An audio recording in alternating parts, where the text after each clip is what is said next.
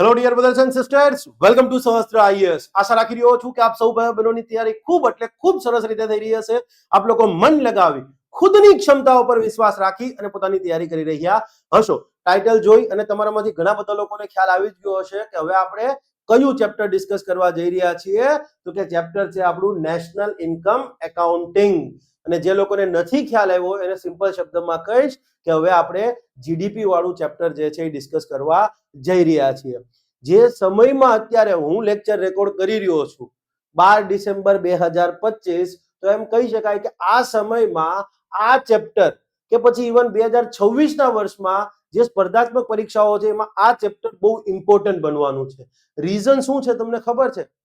28 November 2025 ના રોજ ભારત સરકારના Q2 ના જીડીપી ના આંકડા આવ્યા. બીજો ત્રિમાસિક ગાળો જે છે, યસ, જુલાઈ, ઓગસ્ટ અને સપ્ટેમ્બર, ક્લિયર છે, એના એક મિનિટ, એપ્રિલ, મે, જૂન, હા, જુલાઈ, ઓગસ્ટ અને સપ્ટેમ્બરના જે Q2 ના જીડીપી ના આંકડા આવ્યા, તો એના એક્ઝેક્ટલી આગલા દિવસે આઈએમએફે એવું કીધું હતું કે ભાઈ ભારત સરકારના જે જીડીપી ના આંકડા છે, ક્લિયર છે, એ એટલા વિશ્વસનીય તમે નહીં ગણી શકો. હવે દેશી શબ્દમાં કહું છું તમને, દેશી ભાષામાં, ક્લિયર, એને રેટિંગ આપવામાં આવ્યું હતું, એ સી નું રેટિંગ આપવામાં આવ્યું હતું જીડીપી ના.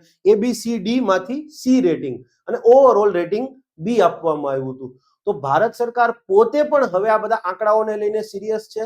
અને આઈએમએફે કીધું એ પહેલા પણ ભારત સરકારે, કદાચ તમે કરંટમાં જોયું બી હશે, એક સમિતિની રચના પણ કરી દીધી છે કે જીડીપીમાં કંઈક બેઝ યર બદલવાની વાત કરવાની વાત છે. ક્લિયર છે, consumer price index, wholesale price index આપણે ભણવાનું છે આગળ જતા. આ બધાને લઈને કંઈક ચેન્જ કરવા માટે ભલામણો કરવા ઓલરેડી એક કમિટી બની ગઈ છે. કમિટી ભારત સરકારે બનાવી દીધી હતી. ઉપર જતા આઈએમએફે આવું કહી દીધું. એટલે હું માનું છું ત્યાં સુધી વર્ષ 2026માં ભારત સરકાર આ ચેપ્ટરમાં આપણે જે ભણવાના છીએ એને લઈને કાંઈક બદલાવ કરશે. તો આપણા માટે તો હવે 26ની ક્લાસ 1-2 ની એક્ઝામ છે મોર ઓર લેસ, તો એમાં સવાલ આવી શકે. તો આ ચેપ્ટરને થોડું ધ્યાનથી સમજજો. અને માટે જ મેં પોતે પણ આ ચેપ્ટરની અંદર તમને બધી વસ્તુ સેલ્ફ અહીંયા બોર્ડ પર લખીને આપવાનો નિર્ણય કર્યો છે.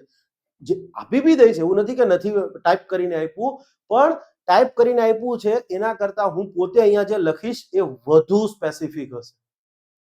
ક્લિયર? તો અહીંયા એ થોડું ધ્યાન દેજો. અને બીજી વસ્તુ, આ ચેપ્ટરમાંથી જે સવાલ આવે છે, ક્લિયર છે, એ સવાલ મોટા ભાગે છોકરાઓને કન્ફ્યુઝન કરનારો અને ખોટો પડે છે. કારણ કે એક્ઝામિનર હંમેશા અહીંયાથી કોન્સેપ્ટ બેઝ સવાલ પૂછે છે. અહીંયાથી કોઈ ફેક્ટ વાળો સવાલ બહુ જ ચાન્સીસ ઓછા છે પૂછાય.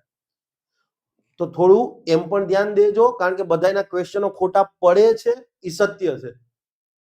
હા, અને એનાથી એ વિશેષ સૌથી બેસ્ટ વસ્તુ હવે કહેવા જઈ રહ્યો છું, ઇકોનોમીમાં આફ્ટર એક્સચેન્જ રેટનું જે ચેપ્ટર છે એ સિવાય બીજું મારું જે સૌથી કોઈ ફેવરિટ ચેપ્ટર હોય તો આ નેશનલ ઇન્કમ એકાઉન્ટિંગ. બહુ એટલે બહુ મજાનું, બહુ ઇન્ટરેસ્ટિંગ વાળું. એમ કહેવાય ને કે તમે જો અહીંયા મારી સાથે રહ્યા ને તો તમને ખુદને આ વસ્તુ મજા આવશે. એક સમયે મને આ ચેપ્ટર માથાનો દુખાવા લાગતું હતું, એ પણ એટલું જ સત્ય છે.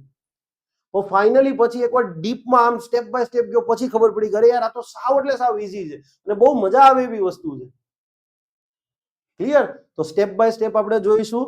આ ચેપ્ટરને લઈ અને મારી પોતાની પણ એક કોચિંગ ઇન્ડસ્ટ્રી સાથે સંકળાયેલી ગુજરાતની એક બહુ મોટી ઇન્સ્ટિટ્યૂટ છે. 2018માં હું ત્યાં ઇન્ટરવ્યુ આપવા ગયેલો હતો. તો એના બહુ જૂની અમદાવાદની છે સંસ્થા. એના માલિકના દીકરા જે છે, માલિક સાહેબ બહુ સારા વ્યક્તિ છે અને બહુ સજ્જન વ્યક્તિ છે, પણ હવે દીકરો એમની સીટ ઉપર આવ્યો છે. તો એમને મને આમાંથી કંઈક સવાલ પૂછ્યો હતો. બહુ ઇન્ટરેસ્ટિંગ વાત થઈ હતી. હું તમને કોન્સેપ્ટ સમજાવું પછી તમને ખ્યાલ આવશે. અને એ કોન્સેપ્ટ તમને લેક્ચર 3 ની અંદર ખ્યાલ આવી જશે. લેક્ચર 3માં હું તમને એની ઇન્ટરેસ્ટિંગ સ્ટોરી કહીશ, મજા આવશે. ચલો, let's begin the show. National income accounting. પહેલા આપણે બે વસ્તુની આ લેક્ચરની અંદર વાત કરવાની છે કે યસ, ઇકોનોમિક આઉટપુટ શું છે અને જીડીપી શું છે. મોર ઓર લેસ બે એક જ વસ્તુ છે, પણ પહેલા ઇકોનોમિક આઉટપુટ સમજીશું, એમાંથી સ્ટેપ બાય સ્ટેપ આપણે જીડીપી તરફ જઈશું. ક્લિયર છે? કદાચ તમે એમ કહો દેશનું ઇકોનોમિક આઉટપુટ કે દેશનો જીડીપી, કાંઈ ખોટું નથી. ક્લિયર છે? કાંઈ એટલે કાંઈ ખોટું નથી. ઇન્ટરચેન્જેબલી યુઝ થતી જ હોય છે ન્યૂઝની અંદર ટર્મ, પણ મારે તમને સ્ટેપ બાય સ્ટેપ લઈ જવા છે. ખાસ કરીને જીપીએસસી જે લેવલ પર સવાલ પૂછ્યા છે અત્યાર સુધી, યસ, ઈ લેક્ચર 1માં જ તમને ખ્યાલ આવી જશે. મેં છેલ્લે 3 સવાલ મૂકેલા છે, તો થોડું ધ્યાનથી જોજો. ઓકે, પહેલા વાત કરીશું આર્થિક ઉત્પાદનની કે ભાઈ આર્થિક ઉત્પાદન એટલે શું. એક્ઝામ્પલ થી સમજીએ. હું તમને એવું કહું કે યુએસ વિશ્વની સૌથી મોટી અર્થવ્યવસ્થા છે, તો તમે પહેલો ક્વેશ્ચન મને એમ પૂછશો કે સાહેબ શેના આધાર. ક્લિયર? તમને ખબર છે કે ભાઈ જીડીપી જુઓ તો યુએસ નો જીડીપી સૌથી મોટો છે, ઇટ ઇઝ ફાઇન. પણ હવે આપણે સ્ટેપ બાય સ્ટેપ સમજીએ. હું એવું કહું યુએસ વિશ્વની સૌથી મોટી અર્થવ્યવસ્થા છે, તો તમને લોજિકલી પહેલો ક્વેશ્ચન આવે કે સાહેબ શેના આધારે. હું એમ કહું જમીન સંસાધનને આધારે, તો તમે કહેશો ના સાહેબ જમીન સંસાધનને આધારે તો યુએસ વિશ્વની સૌથી મોટી અર્થવ્યવસ્થા નથી, એના બેઝિસ ઉપર તો રશિયા કહી શકો. ઓકે. હું એમ કહું માનવ સંસાધનને આધારે, અહીંયા તો તમે મને શ્યોરલી ના પાડશો કે સાહેબ માનવ સંસાધનમાં તો અમેરિકાએ નહીં, ચીને નહીં, હવે આપણે છીએ. ઓકે, હા. પછી હવે હું એમ કહું કે ભાઈ ઇકોનોમિક આઉટપુટ, આર્થિક ઉત્પાદનના આધારે, તો તમે કહેશો કે હા સાહેબ માનવ સંસાધન બી નથી. ક્લિયર છે? યસ. માનવ સંસાધનના આધારે પણ નથી. યસ. જમીન સંસાધનના આધારે પણ નથી. તો ઓબ્વિયસલી આર્થિક ઉત્પાદનના આધારે યુએસ વિશ્વની સૌથી મોટી અર્થવ્યવસ્થા છે એવું કહી શકાય. તો હવે ક્વેશ્ચન એ થાય કે સાહેબ આ આર્થિક ઉત્પાદન એટલે શું? What is economic output? તો તમે એક વસ્તુ વિચાર કરો, કોઈ પણ દેશ હોય અને એ દેશની અર્થવ્યવસ્થા લઈ લો, ભારત લઈ લ્યો, બાંગ્લાદેશ લઈ લ્યો, અફઘાનિસ્તાન લઈ લ્યો, શ્રીલંકા લઈ લ્યો, અમેરિકા લઈ લ્યો, રશિયા લઈ લ્યો, ઓસ્ટ્રેલિયા લઈ લ્યો, ન્યુઝીલેન્ડ લઈ લો, જર્મની લઈ લો, જાપાન લઈ લો, સાઉથ કોરિયા લઈ લો, પાકિસ્તાન લઈ લો. કોઈ પણ દેશ હોય એ દેશની અર્થવ્યવસ્થામાં ચીજવસ્તુઓનું ઉત્પાદન તો થતું જ હોય, સેવાઓનો વિનિમય પણ થતો હોય. આના દરેકે દરેકનું એક નાણાકીય મૂલ્ય હોય ને. કોઈ પણ ચીજવસ્તુનું ઉત્પાદન થાય, માનો કે કપડાનું ઉત્પાદન થાય, કપડું કોઈ પણ શર્ટ કે વેસ્ટકોટ, તો એનું એક નાણાકીય મૂલ્ય હોય. મોબાઈલ છે તો ઉત્પાદન થાય તો સામેનું નાણાકીય મૂલ્ય હોય. હા હોય. સેવાઓની વાત કરીએ, લેટ્સ સે ફોર એક્ઝામ્પલ આ ઇકોનોમિક્સ સબ્જેક્ટની કોચિંગના માધ્યમથી તમે સેવા લઈ રહ્યા છો, તો એનું એક નાણાકીય મૂલ્ય છે. યસ, હા છે. તો આ જે કોઈ પણ ચીજવસ્તુ અને સેવા છે એનું એક નાણાકીય મૂલ્ય, મોનેટરી વેલ્યુ છે. ઓકે. તો હવે ઇકોનોમીમાં ઉત્પાદન થતી આ જે કોઈ પણ ચીજવસ્તુઓ છે, જે કોઈ પણ સેવાઓ છે, એ બધાયનું જો આપણે નાણાકીય મૂલ્ય ગણી લઈએ તો એને આપણે આર્થિક ઉત્પાદન કહી શકીએ. પણ સામે કંઈક સમયગાળાની વાત હોય કે ભાઈ આપેલ સમયગાળામાં કોઈ પણ અર્થવ્યવસ્થામાં ઉત્પાદન થતી અથવા અર્થવ્યવસ્થામાં ઉત્પાદન થતી ચીજવસ્તુઓ અને સેવાઓનું નાણાકીય મૂલ્ય એટલે કહીશું આપણે આર્થિક ઉત્પાદન, ઇકોનોમિક આઉટપુટ. તો ચલો જોઈએ. અહીંયા સ્ટેપ બાય સ્ટેપ અગેન તમને લઈ જાઉં છું, કારણ કે બહુ બધા કોન્સેપ્ટ ઇન્વોલ્વ છે માટે. બાકી મને સીધે સીધું બોલી દેતા અને કરાવી દેતા આવડે છે, પણ આપણે નહીં કરીએ કારણ કે એક્ઝામમાં સવાલ ખોટો પડે છે. અને તમારી જાણ ખાતર ઇન્ટરવ્યુમાં ઇકોનોમીમાંથી સવાલ આવે છે તો મોર ઓર લેસ સૌથી વધારે તમને પૂછશે ને તો જીડીપી વાળા ચેપ્ટરમાંથી પૂછે છે. તમે પૂછજો કોઈને બી, યુપીએસસી વાળા હોય એમને ખાસ પૂછજો એટલે તમને ખ્યાલ આવશે. ઓકે. તો આર્થિક ઉત્પાદન એટલે શું?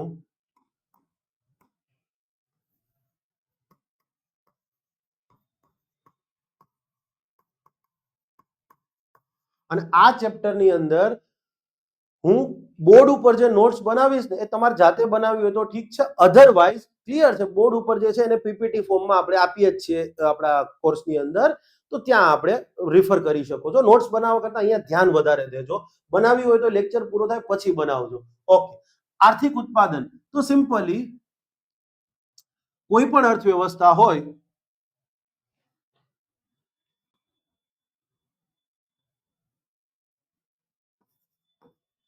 દરેક અર્થવ્યવસ્થામાં શું ચીજવસ્તુઓનું ઉત્પાદન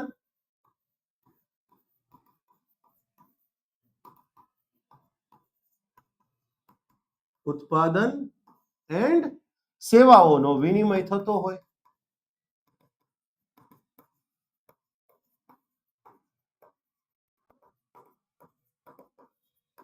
કોઈ બી અર્થવ્યવસ્થા હોય. હા, તમારી જાણ ખાતર મારા એક મિત્ર છે એને યુપીએસસી ના ઇન્ટરવ્યુમાં એવું પૂછ્યું હતું કે ચીજવસ્તુઓનું ઉત્પાદન, મેન્યુફેક્ચરિંગ ઓફ ગુડ્સ નો મીનિંગ શું થાય. તમને પૂછે કે આ ચીજવસ્તુઓનું ઉત્પાદન થવું એટલે શું, એવું પૂછે શું જવાબ દેશો તમે? ચીજવસ્તુઓનું ઉત્પાદન અને સેવાઓનો વિનિમય થતો હોય, પણ ચીજવસ્તુઓનું ઉત્પાદન એટલે શું આવું પૂછે તો એમ કે કે ભાઈ ચીજવસ્તુઓનું ઉત્પાદન થવું એટલે શું? તો આનો મીનિંગ શું થાય? સિમ્પલ મીનિંગ થાય રો મટીરિયલનું ફિનિશ્ડ ગુડ્સમાં રૂપાંતરણ થવું, એને કહેવાય ચીજવસ્તુઓનું ઉત્પાદન.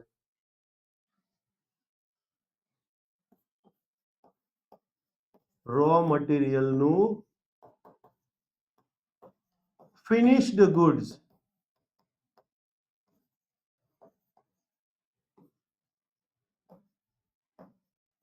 રૂપાંતરણ, કન્વર્ઝન. યસ, આ પૂછેલું હતું. વિચાર કરો કે આપણે એવું કહીએ ચીજવસ્તુનું ઉત્પાદન થવું, ચીજવસ્તુનું ઉત્પાદન થવું એટલે શું? કોટન હતું, કોટનમાંથી આ શર્ટ બન્યો હશે રૂમાંથી, તો રૂમાંથી તમને ખબર છે કે ભાઈ જીનિંગ થાય, જીનિંગમાંથી કપાસની ગાંસડીઓ બને, ત્યાંથી આગળ જતા ક્લિયર છે એમાંથી તાતણા રેયોન બને, દોરા બને, દોરામાંથી કપડું બને, કપડામાંથી પછી સ્ટિચિંગ થાય અને શર્ટ બને કે વોટેવર. Point is clear. તો રો મટીરિયલનું ફિનિશ્ડ ગુડ્સમાં રૂપાંતરણ થવું એને કહેવાય ચીજ વસ્તુઓનું ઉત્પાદન. Okay, back to main point કે કોઈ પણ અર્થવ્યવસ્થા હોય, ક્લિયર છે, યસ, એમાં શું તો કે ચીજવસ્તુઓનું ઉત્પાદન અને સેવાઓનો વિનિમય તો થતો હોય છે. હવે આપણને ખબર છે કે આ ચીજવસ્તુઓના ઉત્પાદન અને સેવાઓનો વિનિમય છે એનું એક નાણાકીય મૂલ્ય હોય છે. નાણાકીય મૂલ્ય હોય, મફતમાં તો ના હોય. યસ, તો એ જ છે આગળ જતા મેં કીધું આર્થિક ઉત્પાદન કે ભાઈ આપેલ સમયગાળામાં અર્થવ્યવસ્થામાં ઉત્પાદન થતી ચીજવસ્તુઓ અને સેવાઓનું નાણાકીય મૂલ્ય. યસ,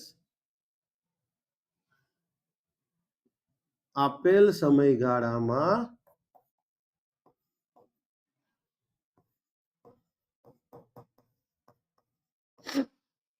અર્થવ્યવસ્થામાં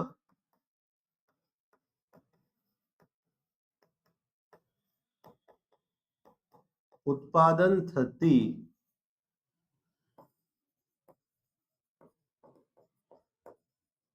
ચીજવસ્તુઓ અને સેવાઓનું નાણાકીય મૂલ્ય એટલે આર્થિક ઉત્પાદન, ઇકોનોમિક આઉટપુટ. શું કીધું કે ભાઈ આપેલ સમયગાળામાં અર્થવ્યવસ્થામાં જે કોઈ પણ ચીજવસ્તુઓનું ઉત્પાદન થાય છે, જે કોઈ પણ સેવાઓનો વિનિમય થાય છે એનું નાણાકીય મૂલ્ય લઈ લ્યો એટલે તમે કહેશો ઇકોનોમિક આઉટપુટ. હવે આપેલ સમયગાળો આ કેટલો હોય? તો યસ, જોઈએ સમયગાળો તો કે 3 મહિના હોય. યસ,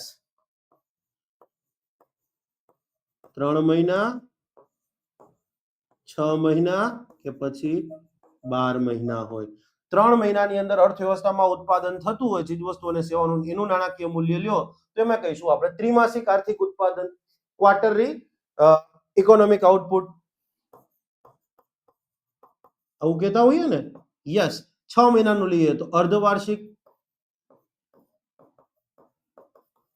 યસ, અને 12 મહિના લઈએ તો વાર્ષિક, એન્યુઅલ. ક્લિયર છે? યસ, વાર્ષિક આર્થિક ઉત્પાદન આપણે આવું કહેતા હોય. આ આગળ જતા જીડીપી જ બનવાનું છે, પણ મારે એક પછી એક ડાયમેન્શન તમને અહીંયા એડ કરાવવાના છે, બીજું કશું છે નહીં. ઓકે, હવે તમને અહીંયા એક બીજી વસ્તુ થાય કે સાહેબ તમે આ ચીજવસ્તુઓની અને સેવાઓની વાત કરી, એમાં સ્પેસિફિકલી મને ચીજવસ્તુમાં ઇન્ટરેસ્ટ છે. સ્ટુડન્ટ તરીકે તમે એવું પ્રશ્ન થાય કે સાહેબ માનો કે મારા ખેતરમાં ઘઉં થયા, એ ઘઉંમાંથી અમુક અમે ઘર માટે ખાવા માટે રાખી લઈએ કે હા, અમુક ઘઉં છે એ અમે અમારા હગાવાળાને અમારી રીતે જ વેચી દીધા અને બાકી જે બચ્યા અમે યાર્ડમાં વેચ્યા. તો હવે પ્રશ્ન એ થાય કે સરકારને કઈ રીતે ખબર પડે છે કે જે તે ખેડૂતના ખેતરમાં આટલા ઘઉં થયા, આટલી મગફળી થઈ, આટલો કપાસ થયો? ચીજવસ્તુનું તો ઉત્પાદન થયું જ ને, ઘઉં એ ચીજવસ્તુ છે અને એનું અને માનો કે ભારતનું જીડીપી આર્થિક ઉત્પાદન ગણતા હોઈએ તો યસ, એ ચીજવસ્તુની ગણતરી તો થવી જોઈએ. પ્રશ્ન સમજાય છે? કહેવાનો પ્રશ્ન એ છે કે તમે એમ કહો કે સાહેબ મારા ખેતરમાં કોઈ વસ્તુ ઉગે છે, અમુક અમે ઘર માટે રાખીએ છીએ, અમુક અમે મારા સગાવાલામાં વેચી દઈએ છીએ. Point is clear? અને બાકી જે બચ્યા છે એ જ અમે યાર્ડમાં આપીએ છીએ. તો હવે તમે એમ કીધું અર્થવ્યવસ્થામાં ઉત્પાદન થતી ચીજ વસ્તુઓનું નાણાકીય મૂલ્ય. સેવાઓનું બી, ચીજ વસ્તુઓનું નાણાકીય મૂલ્ય. તો હવે આવી પરિસ્થિતિમાં કયું નાણાકીય મૂલ્ય ગણવાનું થાય? જે બધા ઘઉંનું ઉત્પાદન થયું એટલું જ, કે પછી અમે જેટલા યાર્ડમાં વેચાય એટલું જ? તમે તમે લોજિકલી એમ કહેશો સાહેબ યાર્ડમાં વેચાય એને જ ગણવાનું થશે, બાકી સરકારને કઈ રીતે ખબર પડશે અમારા ખેતરમાં અમે એટલા ઘઉં ઉગાડ્યા છે? વિચારવાનો પ્રશ્ન ન થાય? તો યસ, થવો જોઈએ. તો એના માટે એક શબ્દ ઉપયોગ થાય છે કે જ્યારે આર્થિક ઉત્પાદનની ગણતરી કરતા હોઈએ ત્યારે ઉત્પાદન થતી તમામ અંતિમ ચીજ વસ્તુઓ તમારે ધ્યાનમાં લેવાની છે.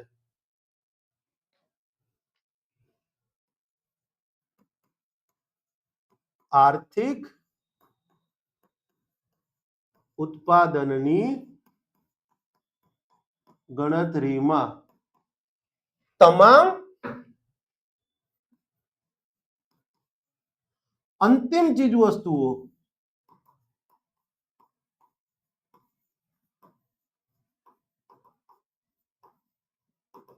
તમામ અંતિમ ચીજ વસ્તુઓને ધ્યાનમાં લેવાની, ગણતરીમાં લેવાની, ધ્યાનમાં લેવાની, જે કયો એ ક્લિયર છે. પણ હવે પ્રશ્ન એ થાય કે સાહેબ આ તમામનો મિનિંગ શું ને અંતિમનો મિનિંગ શું? અંતિમનો તો કદાચ તમને ખ્યાલ આવી ગયો છે, આપણે બેઝિકમાં જોઈ ચૂક્યા હતા. અને આ તમામનો ક્લિયર છે, હમણાં આપણે ખ્યાલ લઈ લઈએ. તમામ, ઓલ, મેં કીધું એમ કે ખેતરમાં ઘઉં થાય, ખેતરમાં જ થાય, પણ સમજવા માટે લેટ્સ સે ફોર એક્ઝામ્પલ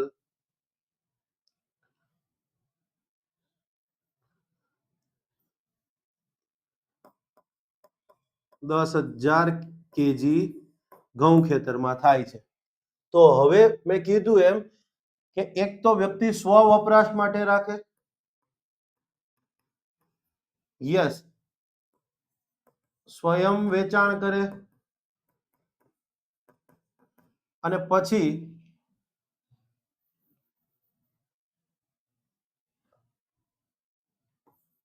સ્વયં પરિચિતને વેચાણ કરે. આ તમને સમજાવવા માટે છે. અને પછી એપીએમસી માં વેચાણ કરે. હવે સમજવા માટે આપણે એવું કહીએ કે એ 500 કેજી ઘઉં પોતાના ખાવા માટે રાખે છે, 500 કેજી ઈ એના કોઈક સગાવાળાને વેચી દે છે, અને બાકીના બચ્યા 9,000 કેજી વેચાણ કરી દે છે બહાર. તો હવે પ્રશ્ન એ થાય કે આપણે જ્યારે આર્થિક ઉત્પાદનની ગણતરી કરીએ છીએ તો કયો ફિગર્સ લેવાના? આ ખાલી એપીએમસી માં વેચા એટલા જ, કે પછી આ બધાય લઈ લેવાના? આ પ્રશ્ન થાય. તો યાદ રાખજો કે જ્યારે તમે આર્થિક ઉત્પાદનની ગણતરી કરો છો ત્યારે તમને તમામ કીધું એનો મિનિંગ જ આ થાય કે આખે આખા બધા જેટલા બી ખેતરમાં ઉત્પાદન થયું ને બધાય લઈ લેવાના. તમે એમ કહેશો કે સાહેબ એવું કેમ? તો પેલું લોજિક એ છે કે માનો કે તમે ઘઉં ના ઉગાડ્યો હોય, કપાસ ઉગાડ્યો હોત તો તમે પોતે બહાર લેવા ના જાત, તમારા સગાવાલા વ્યક્તિ છે એ બહાર બીજે ખરીદી કરવા ના જાત, તો ત્યારે તો મોનેટરી વેલ્યુ ગણાત જ ને, ગણાત જ. યસ, તો તમે ઉગાડ્યા છે. માટે યાદ રાખજો કે આર્થિક ઉત્પાદનની વાત કરતા હોય ત્યારે જે ઉત્પાદન થાય એ તમામે તમામ ઉત્પાદનને ધ્યાનમાં લેવાનું. હવે પ્રશ્ન બીજો એ કે સાહેબ મારા ખેતરમાં કેટલા ઘઉં ઉગ્યા એ સરકારને કઈ રીતે ખબર પડશે? જીડીપી ગણવા વાળા જે મંત્રાલય છે એને. તો યાદ રાખજો કે જીડીપી ના આંકડા છે ઓલવેઝ ક્યારે 100% પરફેક્ટ ના હોય, એ નિયર હોય. અને પ્રશ્ન એ કે સરકારને કઈ રીતે ખબર પડે? તો તમે ખેતરમાં જે ઉગાડો છો પાક વીમો નથી લેતા? સરકાર નથી આપણે કહેતી આટલા હેક્ટરમાં ઘઉંનું વાવેતર થયું છે આ વર્ષે, આટલા હેક્ટરમાં કઠોળનું વાવેતર થયું, તો એ મોરઓરલેસ અંદાજ જ હોય. ક્લિયર છે? હા, એક્ઝેક્ટ આંકડો તો ખબર ન હોય કે તમે માનો કે તમારું 20 વીઘાનું ખેતર છે, 10 વીઘામાં ઘઉં ઉગાડ્યા, 10 વીઘામાં કઠોળ ઉગાડ્યા, તો જ્યારે તમે પાક વીમો લ્યો છો તો ત્યાં લખતા નથી કે આટલા વીઘામાં આ છે ને આટલા વીઘામાં આ છે? યસ, તો એ બધા આંકડા સરકાર પાસે નહીં પહોંચતા. એના આધારે સરકાર નક્કી કરે કે આ વર્ષે આટલા હેક્ટરની અંદર ઘઉંનું, રાજ્યમાં આટલા હેક્ટરની અંદર ઘઉંનું, આટલા હેક્ટરની અંદર કઠોળનું ઉત્પાદન વાવેતર થયું છે. પછી આગળ જતા ઉત્પાદનનો અંદાજ મેળવવામાં આવતો. એપીએમસી માં જે ફિગર્સ આવતા હોય એના આધારે સરકાર પછી સ્ટેટિસ્ટિકલ ટૂલ હોય, આંકડા શાસ્ત્રના કેટલાક મોડેલ્સ છે, ટૂલ્સ છે, એના આધારે ખ્યાલ આવે. આ તમને એક એડિશનલ ઇન્ફોર્મેશન. પણ યસ, આર્થિક ઉત્પાદનની ગણતરીમાં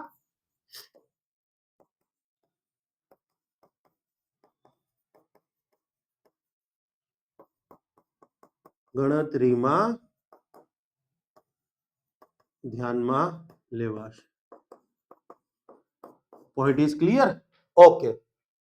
હવે બીજો એક ક્વેશ્ચન થાય કે ચલો સાહેબ તમે તમામે તમામ ચીજ વસ્તુઓની વાત કરી દીધી, અમે ગણી લીધી, પણ હવે માનો કે આ ઘઉં થયા,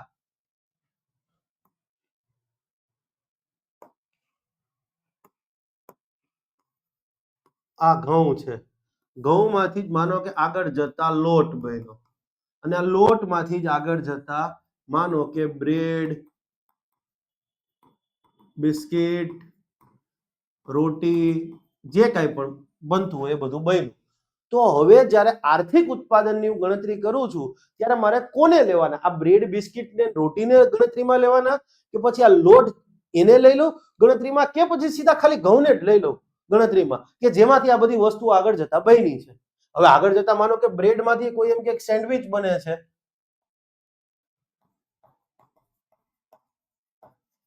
સેન્ડવિચ બને છે, તો ગણતરીમાં શું લેવાનું? તો એક વસ્તુ યાદ રાખજો, ગણતરીમાં તમારે let's say for example, okay ચલો, ગણતરીમાં આ વસ્તુ તમારે લેવાની થશે. જો સેન્ડવિચ બની હોય તો આગળ જતા આ વસ્તુ. કેમ? મેં સમજાવી જ ચૂક્યો છું. મૂલ્ય વૃદ્ધિની વાત કરે છે ને, માનો કે ઘઉં છે એ સમજવા માટે 50 રૂપિયા પર કેજી છે, મને નથી ખબર, આ ઉદાહરણ છે ખાલી. લોટ છે એ સમજવા માટે રૂપિયા 100 પર કેજી, અને આ સમજવા માટે રૂપિયા 200 પર કેજી. તો જો તમે એમ કહેશો કે સાહેબ મારે ઘઉંને જ ગણી લેવાના, કે જેમાંથી આગળ જતા લોટ બને છે, એમાંથી આગળ જતા બ્રેડ, બિસ્કિટ, રોટી બધું બને છે, તો તમે એક વસ્તુ વિચાર કરો કે આ ઉત્પાદન શૃંખલાની અંદર જ્યાં મૂલ્ય વૃદ્ધિ થઈ 50 માંથી 100 રૂપિયા જતો રહ્યો ભાવ, તો સ્વાભાવિક છે કે જ્યારે આ ઘઉં હશે, ઘઉંને તમે જ્યારે લોટ ફ્લોર મિલની અંદર લઈ આવવામાં આવશે તો પહેલા તો ટ્રાન્સપોર્ટેશનની સેવા થઈ હશે જનરેટ. યસ, આ ભાવ વધ્યો તો ભાવ એડ થઈને એટલે જ આવે ને, જે લોટ બનાવવાનો છે એના માટે તો બધી કોસ્ટ એડ થઈને આવશે ને.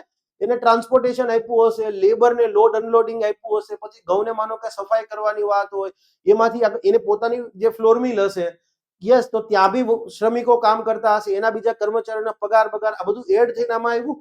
લોટને અગેન ફરી પાછો પેકિંગ કરી, ટ્રાન્સપોર્ટેશન કરી અને આગળ બીજી જગ્યાએ બેકરીની અંદર કે પછી આપણા ઘરે રિટેલ માર્કેટમાં કે પહોંચાડ્યો હશે, તો સ્વાભાવિક છે એમાં કંઈક મૂલ્ય વૃદ્ધિ થઈ હશે. યસ, મૂલ્ય વૃદ્ધિ, વેલ્યુ એડિશન. યસ, આ પણ મૂલ્ય વૃદ્ધિ. પણ જો તમે માનો કે ખાલી આ ઘઉં ગણશો તો આ બે મૂલ્ય વૃદ્ધિને અવગણશો, ખાલી આ લોટ ગણશો તો તમે આ મૂલ્ય વૃદ્ધિ કેલ્ક્યુલેટ કરી, પણ અહીંયા જે વેલ્યુ એડિશન થાય છે એ તો ગણતા નથી. ઓકે, તમને એમ થાય સાહેબ આગળ જતા સેન્ડવિચ બની, સેન્ડવિચ 200 રૂપિયાની આવે છે, તો હા વાંધો નહીં, તમે સેન્ડવિચ ગણી શકો. હવે તમને એમ થાય સાહેબ આ બધું સરકાર કેમ ગણતરી કરતી હશે, પ્લીઝ એ તમારે જોવાનું નથી. પણ એક વસ્તુ તમે યાદ રાખો કે આર્થિક ઉત્પાદનની આપણે ગણતરી કરતા હોઈએ ત્યારે હંમેશા અંતિમ ચીજ વસ્તુઓ ધ્યાનમાં લેવાની. આર્થિક ઉત્પાદનની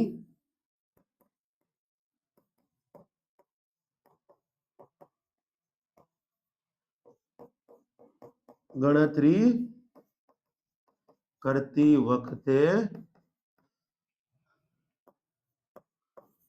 હંમેશા અંતિમ ચીજવસ્તુ નું નાણાકીય મૂલ્ય લેવાય છે. ફાઇનલ ગુડ્સ, અંતિમ ચીજવસ્તુનું ઇંગ્લિશ થશે ફાઇનલ ગુડ્સ.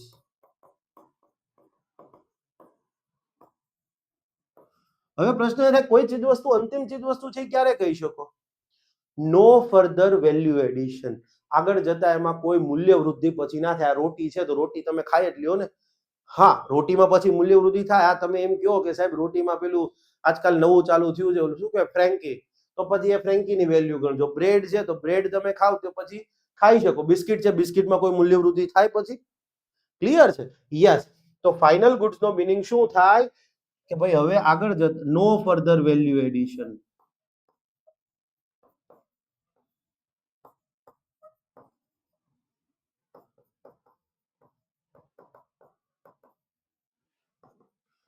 આગળ જતા મૂલ્ય વૃદ્ધિ ન થાય, વૃદ્ધિ ન થાય. એ કન્ઝમ્પશન માટે રેડી હોય પછી હવે એમાં તમારે સીધું એનો ઉપયોગ જ થાય, વપરાશ જ થાય. Point is clear. તો જ્યારે તમે આર્થિક ઉત્પાદનની વાત કરો છો તો આર્થિક ઉત્પાદનમાં આપણે કીધું એમ ચીજવસ્તુઓ અને સેવાઓનું નાણાકીય મૂલ્ય લેવાનું, પણ યસ કેવી, તો કે અંતિમ હોય એવી તમામ ચીજવસ્તુઓનું. સેવાઓ હંમેશા અંતિમ જ હોય, અંતિમ, ફાઇનલ. ક્લિયર? સેવાઓ હંમેશા અંતિમ જ હોય.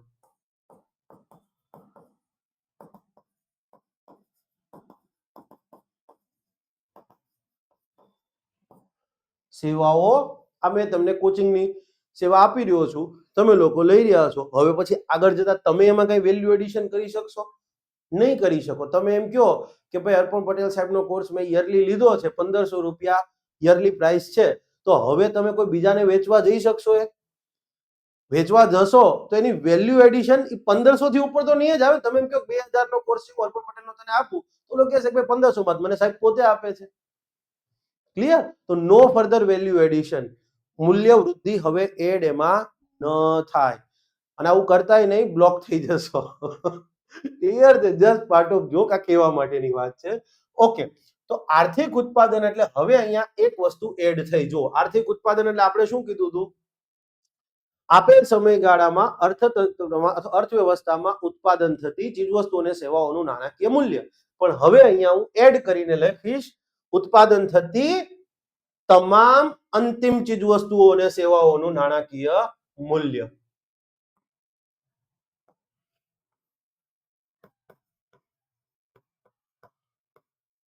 આર્થિક ઉત્પાદન, ઇકોનોમિક આઉટપુટ એટલે શું? તો યસ, આપેલ સમયગાળામાં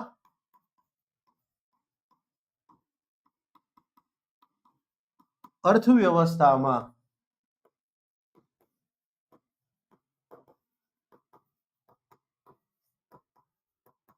ઉત્પાદન થતી, શું કીધું? તમામ અંતિમ ચીજવસ્તુઓ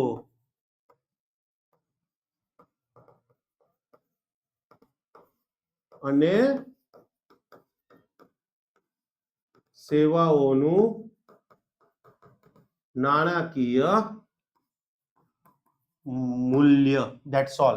આપેલ સમયગાળો શું છે એ હું તમને સમજાવી ચૂક્યો છું. તમામનો મીનિંગ શું છે એ પણ આપણે સમજી ચૂક્યા. અંતિમનો મીનિંગ શું થાય એ પણ આપણે સમજી ચૂક્યા. તો હવે પ્રશ્ન એ થાય, સાહેબ તમે કીધું તો આર્થિક ઉત્પાદન છે એ જ તમારો જીડીપી છે, તો જીડીપી અને આર્થિક ઉત્પાદનમાં ડિફરન્સ શું આવશે?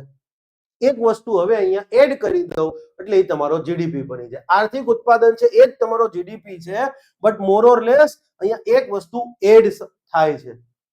શું થાય છે? કોઈ પણ દેશના જીડીપી ની તમે વાત કરો તો શું કહેવાય?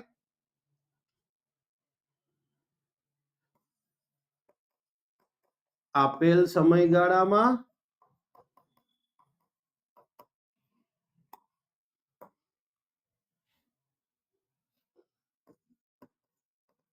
દેશના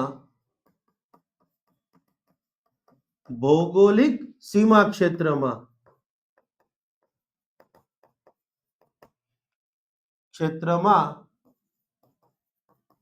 ઉત્પાદન થતી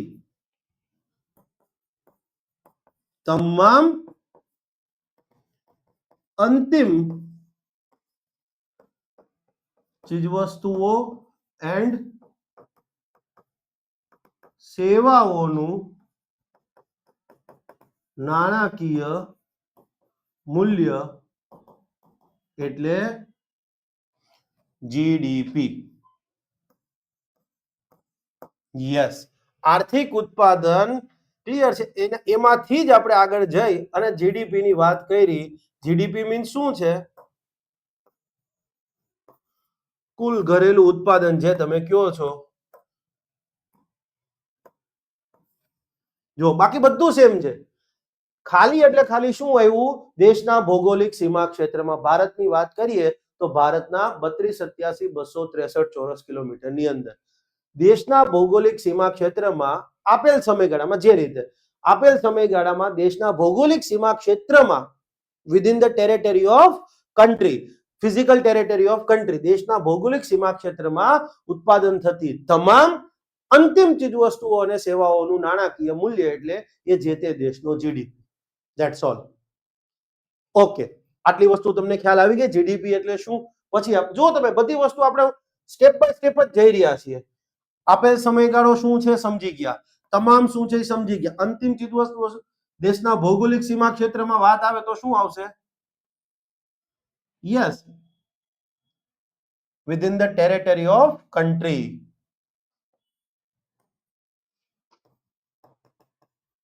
Within physical territory of country. ભારતની વાત કરીએ તો ભારતનું 32, 87, 263 ની અંદર કોઈ પણ જગ્યાએ ક્લિયર છે. હવે અહીંયા આગળથી હવે જીપીએસસી ના ક્વેશ્ચન સ્ટાર્ટ થશે.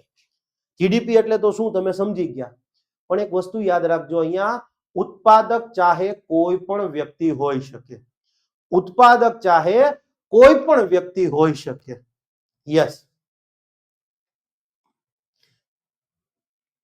જસ્ટ અ મિનિટ, મારી પાસે પેજ કેટલા નથી જો એટલે કહું છું ને. બધું મેં કરી દીધું છે. આર્થિક ઉત્પાદન અને જીડીપી. ચાલો, આર્થિક ઉત્પાદન અને જીડીપી અહીંયા લાવી દો. ખ્યાલ તો આવી જ ગયો છે તમને. હવે હું સિમ્પલ જીડીપી ની વ્યાખ્યા લખીશ. જીડીપી એટલે શું?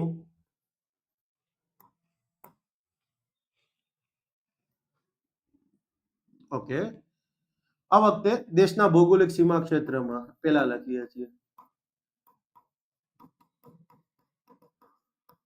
ભૌગોલિક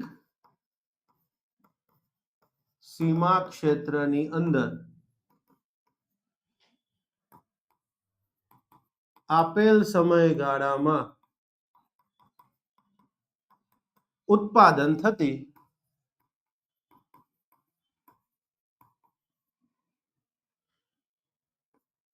હોય તેવી તમામ અંતિમ ચીજવસ્તુઓ અને સેવાઓનું નાણાકીય મૂલ્ય એટલે એ જે તે દેશનો જીડીપી. હવે તમે આપેલ સમયગાળામાં 3 મહિના લ્યો તો 3 મહિનાનો જીડીપી, ત્રિમાસિક ગાળાનો જીડીપી, 6 મહિના લ્યો તો અર્ધવાર્ષિક જીડીપી અને 12 મહિના લઈ લ્યો તો વાર્ષિક જીડીપી. That's all. ઓકે, હવે અહીંયા એક વસ્તુ આવશે કે જીડીપી ની ગણતરી કરતા હોઈએ ત્યારે ઉત્પાદક ચાહે કોઈ પણ વ્યક્તિ હોય, પણ દેશના સીમા ક્ષેત્રમાં જો ઉત્પાદન થયું હોય, યસ, તો એ જીડીપી માં ગણાશે. અગેન સમજો, જીડીપી ની ગણતરીમાં ક્લિયર છે, યસ, દેશના સીમા ક્ષેત્રની અંદર ઉત્પાદન થયું હોય એવી તમામે તમામ ચીજવસ્તુઓ સેવાઓનું ઉત્પાદન તમારે લઈ લેવાનું છે, ઉત્પાદક ચાહે કોઈ પણ હોય. આ તમને એટલા માટે હમણાં ખ્યાલ આવશે કારણ કે જીપીએસસી એક સવાલ પૂછેલો હતો આમાં.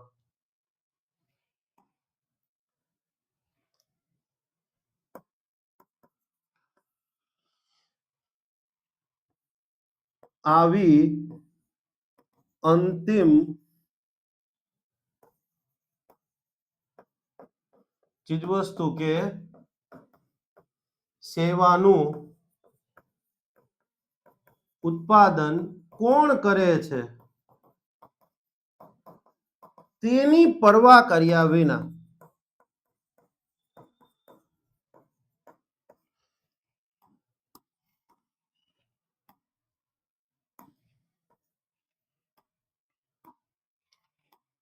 જો ઉત્પાદન દેશના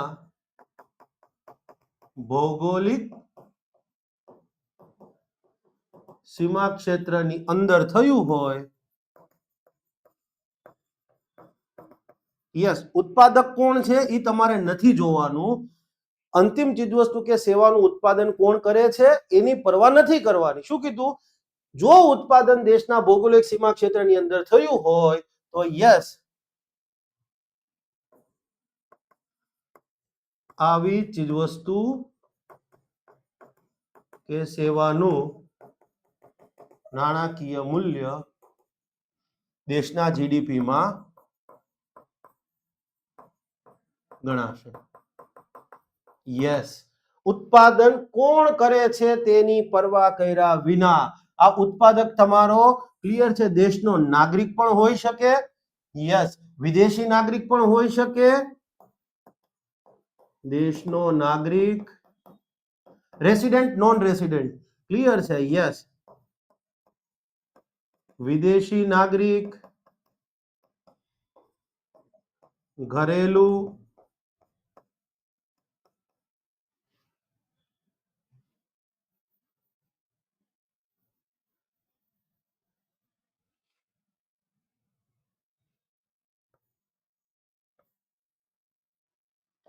આ કોઈ પણ વ્યક્તિ હોઈ શકે. મેં કીધું એમ કે ભાઈ દેશનો નાગરિક પણ હોઈ શકે, વિદેશી નાગરિક પણ હોઈ શકે, ક્લિયર છે, દેશની મતલબ ઘરેલું કંપની પણ હોઈ શકે. પછી હવે એ કંપની જાહેર હોય, ખાનગી હોય કે let's say for example MSME હોય, એ તમારે પરવા નથી કરવાની. ઘરેલું કે વિદેશી કંપની, તમારે એની પરવા નથી કરવાની. ઘરેલું કંપની છે, પછી એમાં જાહેર હોય, વિદેશી હોય કે ખાનગી હોય કે પછી વિદેશી કંપની હોય.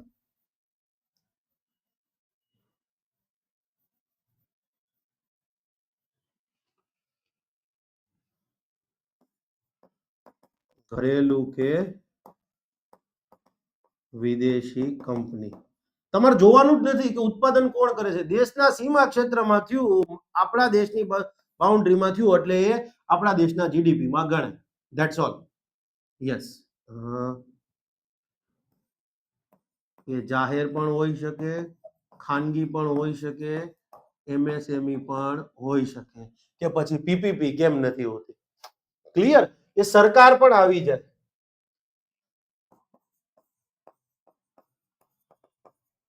યસ, પછી એ રાજ્ય સરકાર હોય, કેન્દ્ર સરકાર હોય કે સંઘ પ્રદેશ સરકાર હોય, કોઈ પણ વ્યક્તિ, ઉત્પાદક કોણ છે એ તમારે જોવાનું નથી. દેશના ભૌગોલિક સીમા ક્ષેત્રમાં ઉત્પાદન થયું, ક્લિયર છે, ચીજવસ્તુ અંતિમ છે, ક્લિયર છે, તો એવી તમામે તમામ ચીજવસ્તુઓને ગણી લેવાની. સેવાઓ હંમેશા અંતિમ જ હશે. પોઈન્ટ ઇઝ ક્લિયર આટલી વસ્તુનો? જુઓ, જીપીએસસી એક સવાલ બી પૂછેલો હતો, એક્ઝેક્ટ એ સવાલ તો હું નહીં લાવું, ક્લિયર છે. મેં યસ, નીચે પૈકીના કેટલા વ્યક્તિઓ દ્વારા દેશમાં થતું અંતિમ ચીજવસ્તુઓનું ઉત્પાદન અને સેવાઓનો વિનિમય દેશના જીડીપીની ગણતરીમાં ધ્યાનમાં લેવામાં આવશે? દેશમાં થતું, અહીંયા લખી દીધું છે ને, સ્પષ્ટ અક્ષરે લખ્યું છે કે ભાઈ દેશમાં થતું ઉત્પાદનની વાત કરે છે. યસ, દેશમાં થતું, ધેટ્સ ઓલ. તો હવે પછી તમારે જોવાનું ઉત્પાદક કોણ છે. શું ફરક પડે? કોઈ વિદેશી જાહેર સાહસ છે, લેટ્સ સે ફોર એક્ઝામ્પલ આપણે જે નાયરા, રિલાયન્સની, આપણે જામનગરમાં રિલાયન્સ અને એસઆર કહેતા હતા, એસઆર હવે ખરીદાઈ ગઈ છે. રશિયન સરકારનું એક જાહેર સાહસ છે, બરાબર, એને ખરીદી લીધી છે, નામ નાયરા થઈ ગયું છે. રશિયન પેટ્રોલિયમ કયું સમથિંગ એનું નામ અલગ છે, મને નથી આવડતું એક્ઝેક્ટ, કારણ કે રશિયન નેમ છે. તો એ વિદેશી જાહેર સાહસ થયું. ક્રૂડ ઓઇલને રિફાઇન નથી કરતું, આપણા જીડીપીમાં ગણાય કે નહીં ગણાય? ગણાય જ ને. યસ, આ બી આવશે. હવે ભારતની ખાનગી કંપનીઓ કે જાહેર સાહસ, કોઈ ફરક જ નથી પડતો. ભારતીય જાહેર સાહસ, ભારતીય નાગરિક, વિદેશી નાગરિક, બધા. ખ્યાલ આવ્યો? આવો સવાલ આવે છે, યુપીએસસી પણ પૂછે છે, દરેક રાજ્યની સ્ટેટ પીસીએસ માં લગભગ આવો કંઈક સવાલ આવી ગયો છે. ઓકે, હવે આપણે ઇમ્પોર્ટન્ટ કોન્સેપ્ટ સમજવાના છે. જીડીપી ની ગણતરી અને એની સાથે સંકળાયેલા 4 કોન્સેપ્ટ છે. યસ, પહેલું જીડીપી ની ગણતરી અને સેકન્ડ હેન્ડ ચીજ વસ્તુઓ. કોઈ પણ, લેટ્સ સે ફોર એક્ઝામ્પલ કે તમે આજે સમજવા માટે કાર લીધી છે, 10 લાખ રૂપિયાની કાર આવી, અને હવે તમે સમજવા માટે 5 વર્ષ એનો ઉપયોગ કરો છો અને પછી 5 લાખમાં વેચી દો છો. ક્લિયર? તો યસ,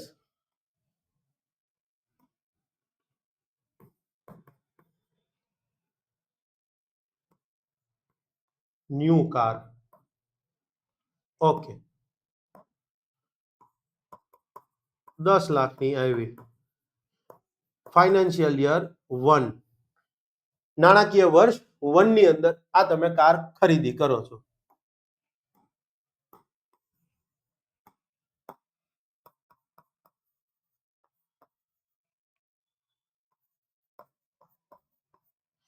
ઓકે, હવે સમજવા માટે 5 વર્ષ બાદ એનું વેચાણ થઈ જાય છે.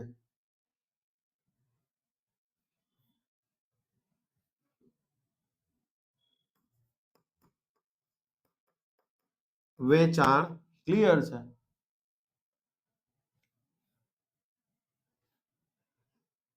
ફાઇનાન્શિયલ યર 6 ની અંદર 5 વર્ષની અંદર રૂપિયા 5 લાખમાં. ઓકે, નવી કારની ખરીદી કરી, 10 લાખની અંદર ફાઇનાન્શિયલ યર 1 ની અંદર ગણતરી થઈ હતી. ક્લિયર છે. ઓકે, અને હવે એને ક્લિયર છે 5 વર્ષ ઉપયોગ બાદ વેચાણ કરી દેવામાં આવે છે. તો આ શું થઈ ગઈ? Second hand. Second hand car થઈ ગઈ. યસ. તો જ્યારે આ કાર ફરીથી જ્યારે 5 વર્ષ પછી ફાઇનાન્શિયલ યર 6 માં 5 લાખમાં વેચાય છે, તો આ જીડીપી માં ગણતરી થશે. ફાઇનાન્શિયલ યર 6 ના જીડીપી માં ટ્રાન્ઝેક્શન તો થયું, તો એને જીડીપી માં ગણવાના કે નહીં? નહીં ગણવાના. કેમ? કારણ કે જ્યારે એ ખરીદી થઈ છે, આપણે માની લીધું છે કે એ જ વર્ષમાં એનું ઉત્પાદન થયું, સેમ વર્ષમાં ઉત્પાદન થયું છે એવું માનીએ, તો યસ, ફાઇનાન્શિયલ યર 1 ની અંદર એની ગણતરી થઈ ચૂકી હતી. તો યસ, જ્યારે એ સેકન્ડ ટાઈમ વેચાય છે ત્યારે એને ગણવામાં આવશે નહીં.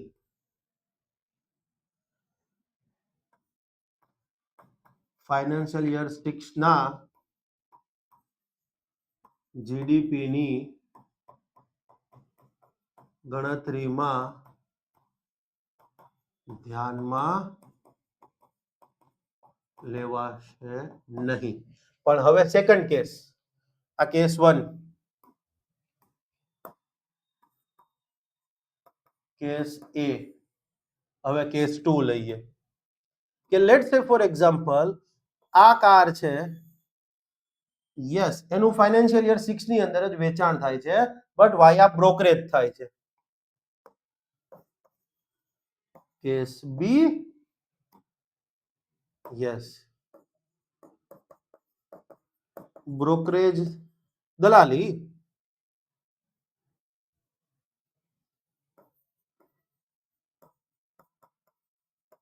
વેચાણ.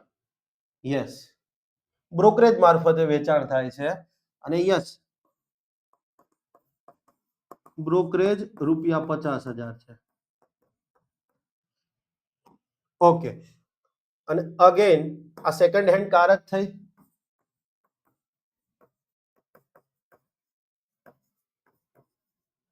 યસ,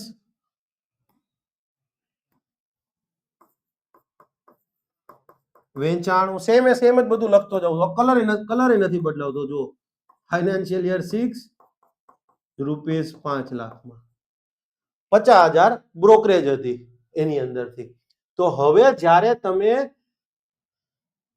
આ ગણતરી કરો છો, ફાઇનાન્શિયલ યર 6 ના જીડીપી ની ગણતરી કરો છો, ત્યારે એક વસ્તુ યાદ રાખજો, અહીંયા બ્રોકરેજ એક પ્રકારની નવી સેવા જનરેટ થઈ ને. યસ, તો ફાઇનાન્શિયલ યર 6 ના જીડીપી ની અંદર ક્લિયર છે 50,000 રૂપિયા બ્રોકરેજ જે છે એ ગણવામાં આવશે. યાદ રાખજો. યસ, નવી સેવા થઈને, નવી સેવા. યસ, તો જ્યારે ફાઇનાન્શિયલ યર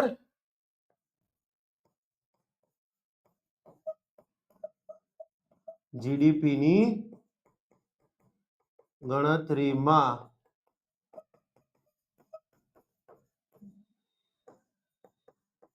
બ્રોકરેજ ધ્યાનમાં લેવાશે, ગણતરીમાં લેવાશે. Point is clear. તો કોઈ પણ સેકન્ડ હેન્ડ ચીજ વસ્તુ જ્યારે વેચાય છે, ક્લિયર છે, સિમ્પલી નોર્મલી વેચાય તો એને ક્લિયર? એ જે તે વર્ષના જીડીપી ની ગણતરીમાં નહીં લેવાના, પણ એ સેકન્ડ એ જે તે ચીજ વસ્તુ ભલે સેકન્ડ હેન્ડ વેચાય પણ વાયા બ્રોકરેજ વેચાય છે. પેલું ટ્રુ વેલ્યુ ને એ બધી વસ્તુઓ તમે કહો છો ને, અલગ અલગ સ્ટાર્ટઅપ છે કે જે તમને હેલ્પફુલ થાય છે, ક્લિયર છે? એમાં જે બ્રોકરેજ પે થાય છે એ તમારે અહીંયા ગણતરીમાં લેવાની રહેશે. Point is clear? ઓકે. પછી સેકન્ડ પોઈન્ટ, જીડીપી ની ગણતરી તથા ચીજવસ્તુનું ઉત્પાદન અને વેચાણ જુદા જુદા નાણાકીય વર્ષમાં. અગેન કેસ તમારી સામે લઈએ. લેટ્સ સે ફોર એક્ઝામ્પલ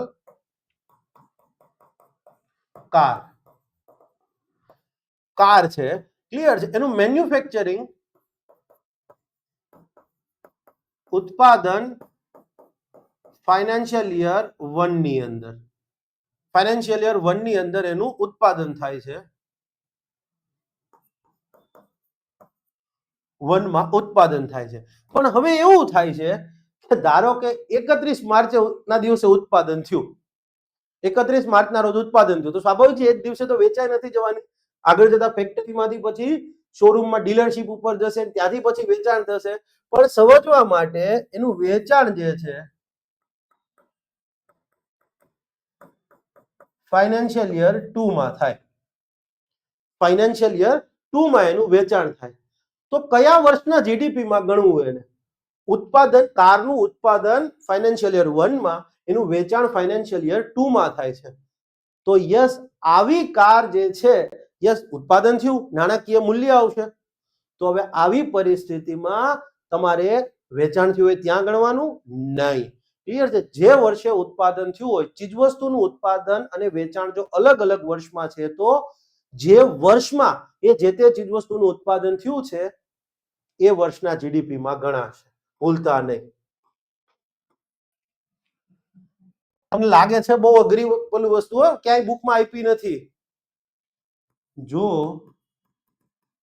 કોઈ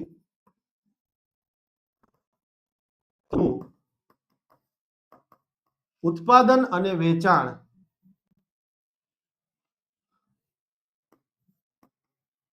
ઉત્પાદન મેન્યુફેક્ચરિંગ અને સેલ્સ વેચાણ જુદા જુદા ફાઇનાન્શિયલ યર્સમાં થયું હોય તો જે વર્ષમાં આવી ચીજવસ્તુનું ઉત્પાદન થયું છે તે વર્ષના જીડીપીમાં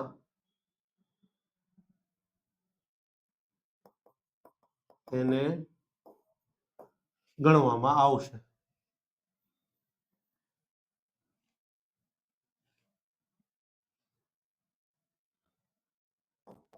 તેનું મૂલ્ય ધ્યાનમાં લેવાશે. સો સિમ્પલ. ક્લિયર? હવે તમે એમ કહો કે સાહેબ 31 માર્ચ 2025 ના રોજ સહસ્ત્ર આઈએએસ નો કોર્સ લીધો, બરાબર છે, એક વર્ષ માટે લીધો. તો હવે નેક્સ્ટ વર્ષ સુધી તમને મળવાનું છે, પણ તમે કોર્સ પરચેસ કર્યો ક્યારે? 31 માર્ચ 2025 ના રોજ. તો એ 24-25 નું જે નાણાકીય વર્ષ હતું એના જીડીપી માં જાય. કોઈ વ્યક્તિ સમજવા માટે 31 માર્ચ 2026 ના રોજ, આવનારો ટાઈમ કહું, 31 માર્ચ 2026 ના રોજ કોર્સ પરચેસ કરે છે એક વર્ષનો, તો એકચ્યુઅલીમાં ભલે તમે આખું વર્ષ 2026 માં આ કોર્સ જોવાના હો, પણ જીડીપી તો point is clear? Yes. Okay. Next છે જીડીપી ની ગણતરી તથા ચીજવસ્તુઓ અને સેવાઓની આયાત નિકાસ. ઓકે, તમારી સામે એક પ્રેક્ટિકલ કેસ લઈએ. ધારો કે સમજવા માટે શર્ટ બનાવતી કોઈ ફેક્ટરી છે. શર્ટનું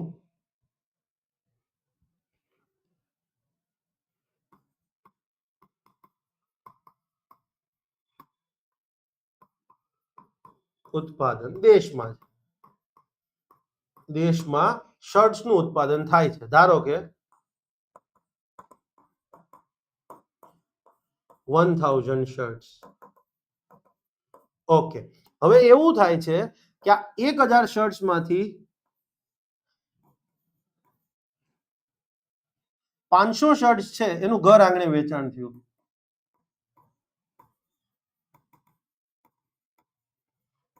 દેશમાં વેચાણ.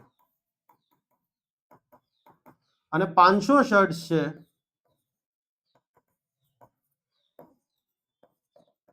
એની નિકાસ થઈ. તો જીડીપી માં કોને ગણવા? જીડીપી ની ગણતરી કરીએ ત્યારે કોને ગણવા? ખાલી આ દેશમાં વેચાણ થયું એને જ, કે પછી બધાય તમારે ગણી લેવાના? દેશમાં વેચાણ થયું ઈ પ્લસ દેશની બહાર નિકાસ થઈ ગઈ. તો યાદ રાખજો શું કીધું છે કે દેશના ભૌગોલિક સીમા ક્ષેત્રમાં ઉત્પાદન થતી તમામ અંતિમ ચીજ વસ્તુઓ. તો અહીંયા જ થઈને હવે તમારે ઈ થોડું જોવાનું છે કે વેચવા માટે ભારતમાં રહે, ભારતની બહાર ઉત્પાદન દેશમાં થયું. હા, ઉત્પાદન થયું હશે, માનો શર્ટ્સનું ઉત્પાદન થયું હશે તો જે મૂલ્ય વૃદ્ધિ થઈ આપણે ત્યાં થઈ હશે ને at the end of day. Clear છે? જે કન્ઝપ્શન થયું હશે એ પણ અહીંયા દેશમાં જ થયું હશે. તો યાદ રાખજો ચીજવસ્તુ જે છે યસ એની નિકાસ, ચીજવસ્તુની બોલી રહ્યો છું. ક્લિયર છે? યસ, ચીજવસ્તુ જે છે એ આયાત થઈ છે કે સોરી, ચીજવસ્તુનું ઉત્પાદન થયું એટલે તમારે ક્લિયર છે એને દેશના જીડીપી માં ગણ લેવાનું. પછી ભલે એ ચીજવસ્તુને નિકાસ કરવામાં આવતી હોય, કદાચ આ હજાર શર્ટ નિકાસ કરી દીધા હોત ને તો પણ ક્લિયર છે ગણાશે તો દેશના જીડીપી માં જ. યસ,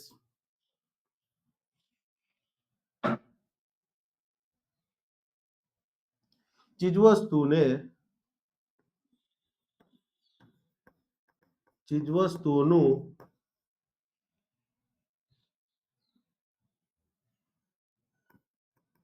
દેશમાં ઉત્પાદન થાય એટલે પછી તે દેશમાં જ વેચાણ થાય છે કે વિદેશમાં નિકાસ થાય છે તેની પરવા કર્યા વિના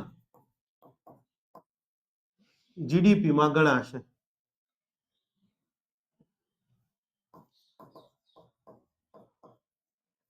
જીડીપી માં ગણાશે. That's all. ચાહે એને તમે યસ એનું કન્ઝપ્શન દેશમાં થાય કે ઓવરસીઝ કન્ઝપ્શન. ક્લિયર છે? irrespective of consumption in domestic economy or a foreign economy.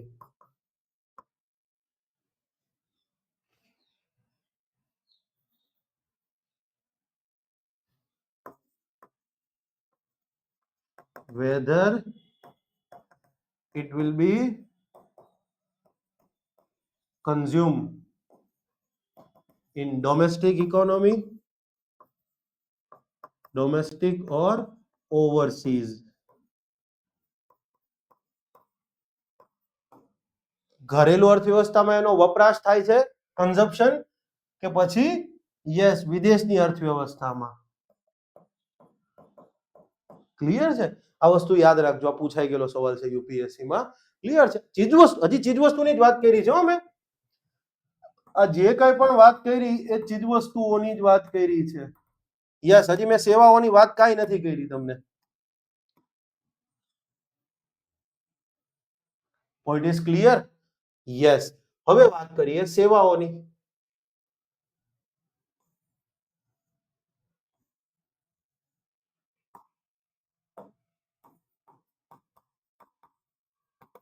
તો એક વસ્તુ યાદ રાખજો, સેવાઓનો ઉપભોગ જે જગ્યાએ થાય, સેવાઓનું કન્ઝપ્શન જે જગ્યાએ થાય એ દેશના જીડીપી માં એ સેવાનું મૂલ્ય ગણાય. સેવાઓનો ઉપભોગ કન્ઝપ્શન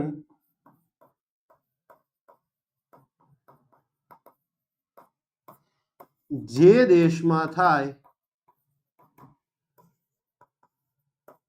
તે દેશના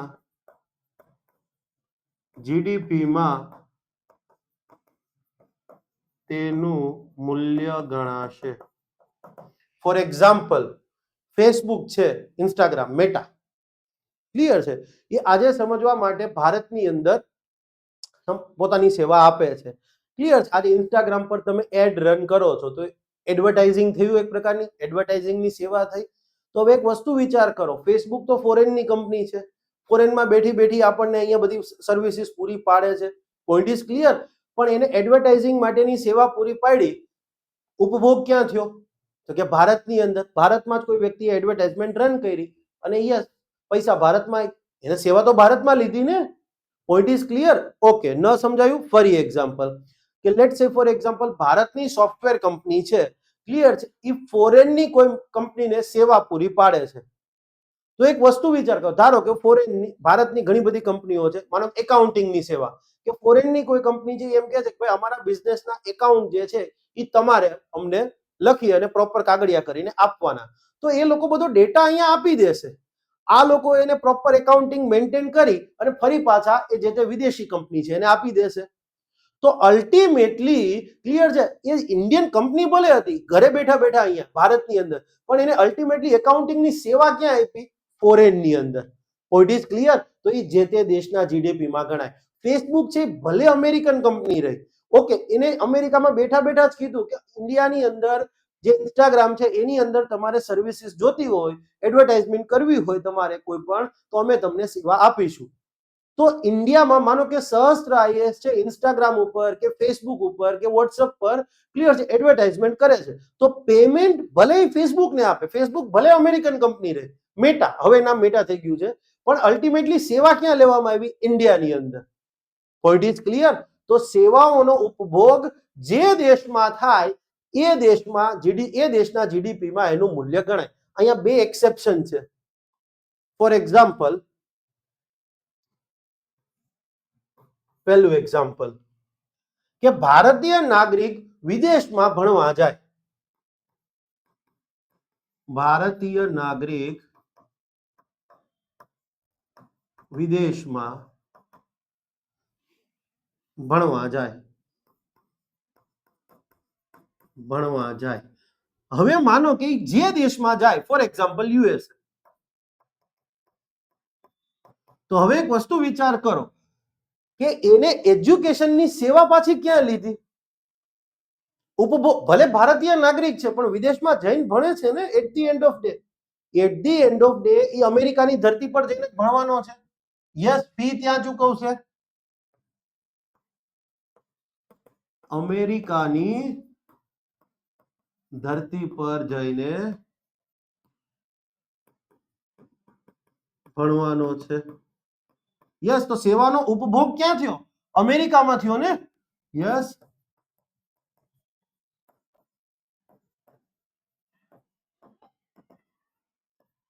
યુએસએ માં.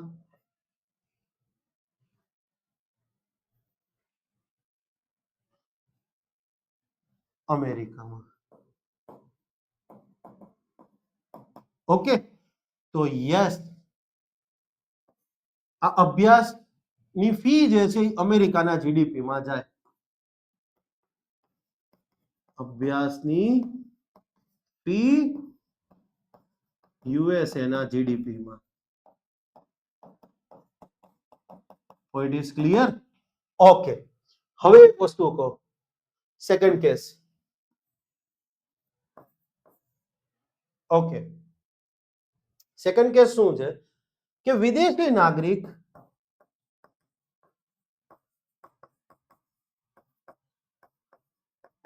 ભારતમાં પ્રવાસ હેતુથી આવે. તો હવે એક વસ્તુ વિચાર કરો, એ ભારતમાં પ્રવાસ હેતુથી આવે છે, તો સેવાનો ઉપભોગ ક્યાં થશે? ભારતમાં થશે ને. ભારતની અંદર જે હોટેલ ને બધું, હોટેલમાં રૂમ રાખશે ને બધું ભારતમાં જ થશે ને. યસ, તો સેવાઓનો ઉપભોગ ક્યાં થશે? ભારતમાં. યસ, એ ભારતની અંદર હોટેલ રાખશે. Yes,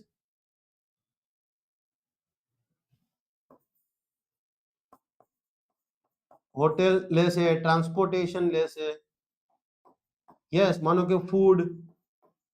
point is clear. કોઈ પણ વસ્તુ આગળ જતા પરચેસ બી કરે, માનો કે ભારતની અંદરથી કોઈ હેન્ડીક્રાફ્ટ વસ્તુ કે એવું કંઈક લઈને જાય, તો અલ્ટિમેટલી ઉપભોગ એનો ભારતમાં થયો છે, તો કે યસ. તો અહીંયા વિદેશી વ્યક્તિનો પ્રવાસન ખર્ચ ક્યાં જશે? ભારતના જીડીપી ની ગણતરીમાં. Point is clear.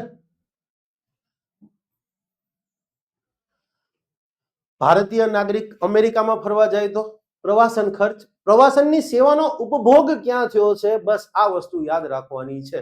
હવે તમને એક વસ્તુ કહું, માનો કે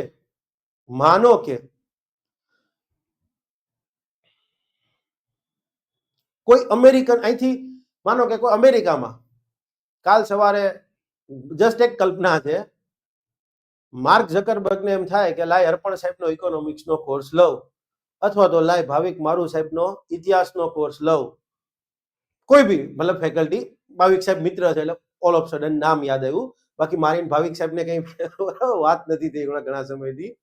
કે લેટ સે ફોર એક્ઝામ્પલ એને થાય કે લાય હમીરભાઈ સાહેબનો હું ગણિતનો કોર્સ લઉં માસ્તર પાસેથી, હમીરભાઈ સાહેબ માસ્તર પાસેથી. તો એકચ્યુઅલી એ બેઠા બેઠા અમેરિકામાંથી ભાવિક મારુ સાહેબનો કે અર્પણ પટેલનો કે હમીરભાઈનો કોઈનો કોર્સ પરચેસ કરે છે. યસ, સેવાનો ઉપભોગ ક્યાં થયો? અમેરિકાની અંદર. તો એ જીડીપીમાં ક્યાં ગણાશે? Point is clear. સેવાનો ઉપભોગ અહીંયા નથી થયો, સેવાનો ઉપભોગ જે ઇકોનોમીમાં થાય, યસ, ત્યાં ગણાશે. Point is clear. એ જ રીતે માનો કે સમજવા માટે કોઈ ભારતીય નાગરિક છે, એ વિદેશની કોઈ યુનિવર્સિટીનો કોર્સ પરચેસ કરે છે. ક્લિયર?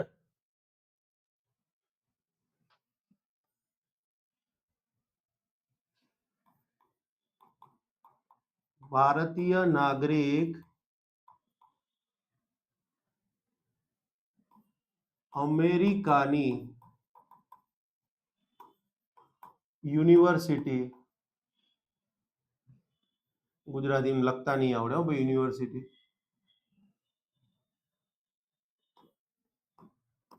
અમેરિકાની યુનિવર્સિટી જોઈ લેજો ભાઈ, યુનિવર્સિટીનો ઓનલાઈન કોર્સ પરચેસ કરે, ઓનલાઈન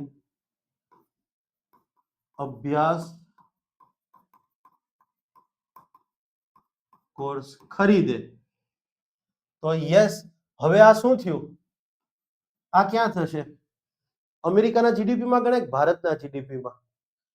ઉપભોગ ઓનલાઈન કોર્સ પરચેસ કર્યો છે, વ્યક્તિ ભારતમાં જ છે. ક્લિયર છે?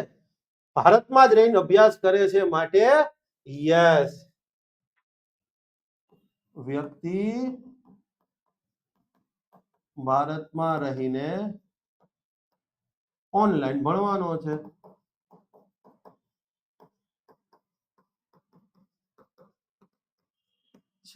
તેથી ભારતના જીડીપીમાં ગણાશે.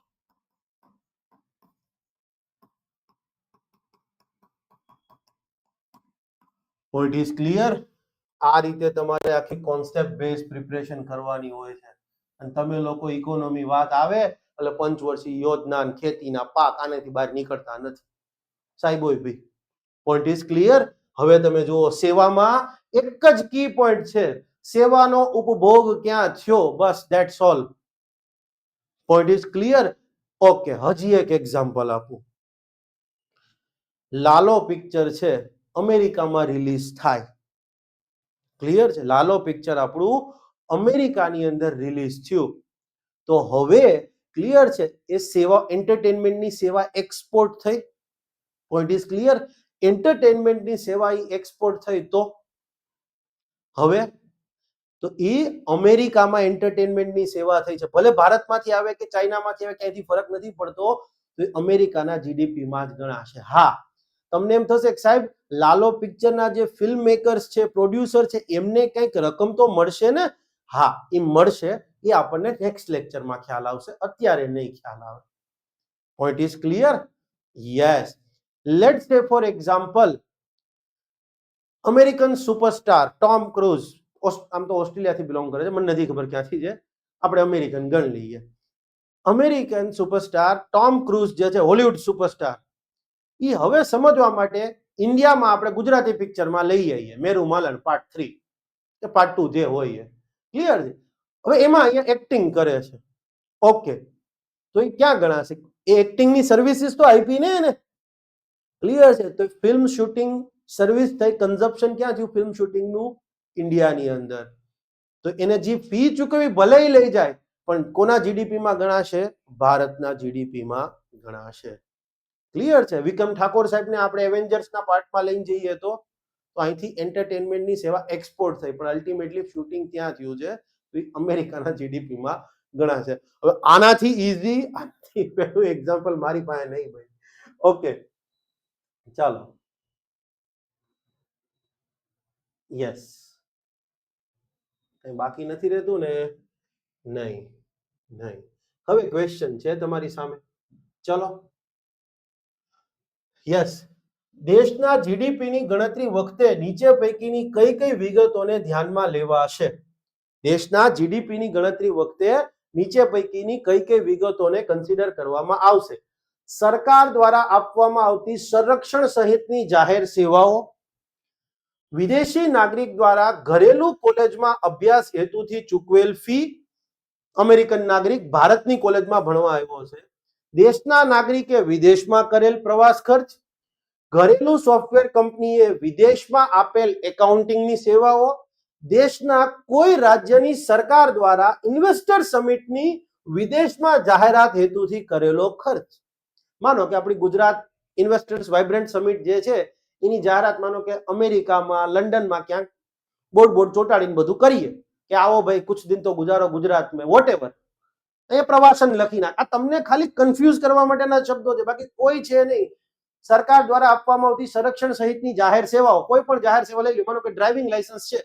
હવે જાહેર સેવાઓ જે છે એ સરકાર આપતી, માનો કે ડ્રાઇવિંગ લાયસન્સ તમે લેવા જાઓ તો સરકારે ફી લીધી ધારો કે 300 રૂપિયા, તો અલ્ટિમેટલી નવી સેવાનું ક્રિએશન થયું ને, તો જીડીપીમાં ગણાય. તમારી જાણ ખાતર.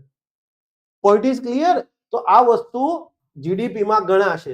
વિદેશી નાગરિક અને દેશના જીડીપીમાં કીધું છે વિદેશી નાગરિક દ્વારા ઘરેલું કોલેજમાં અભ્યાસ હેતુથી ચૂકવેલ ફી, માનો કે કોઈ અમેરિકન વ્યક્તિ આપણી જીટીયુમાં ભણવા આવે, અંદર એલડી કોલેજમાં અભ્યાસ આવે જ છે ને, આપણે ચરોતરની જે ચાંગા કોલેજ છે એની અંદર લઈ લો, તમે એલડી માં લઈ લો, તો ફોરેનના સ્ટુડન્ટ ભણવા નથી આવતા, તો અલ્ટિમેટલી એ ફી અહીંયા ચૂકવે છે, સેવાઓનું કન્ઝપ્શન અહીંયા થયું છે, તો આ ગણાશે.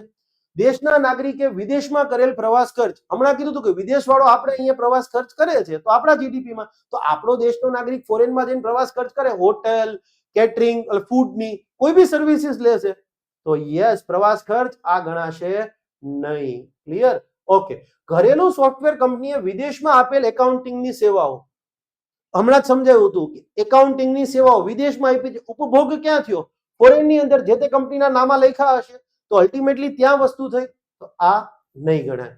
રાજ્યની, દેશના કોઈ રાજ્યની સરકાર દ્વારા ઇન્વેસ્ટર સમિટ, હવે ઇન્વેસ્ટર સમિટની જગ્યાએ ટુરિઝમ લખી નાખે, તમારે જે જોવાનું અને આ દેશના કોઈ રાજ્યની સરકારને બદલે ભારત સરકાર લખી નાખે, ગુજરાત સરકાર લખી નાખે, કોઈ ફરક ન પડવો જોઈએ. ઇન્વેસ્ટર સમિટની આપણા માટે તો કી વર્ડ શું થશે?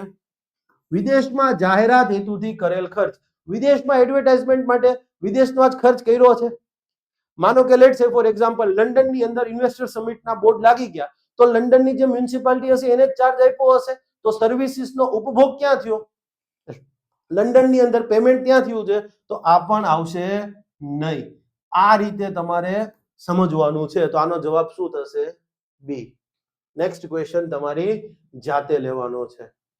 ચલો હું જ કરાવી દઉં, ટાઈમ છે ને? ઓકે, હા. દેશના જીડીપીની ગણતરી વખતે નીચે પૈકીની કઈ કઈ વિગતોને ધ્યાનમાં લેવાશે? જોઈ જ ગયા છીએ હમણાં. સેકન્ડ હેન્ડ ચીજવસ્તુની ખરીદીમાં ચૂકવેલ બ્રોકરેજ, સેકન્ડ હેન્ડ ચીજવસ્તુની ખરીદીની કિંમત નથી કીધું, ખરીદીમાં ચૂકવેલ બ્રોકરેજ માટે યસ.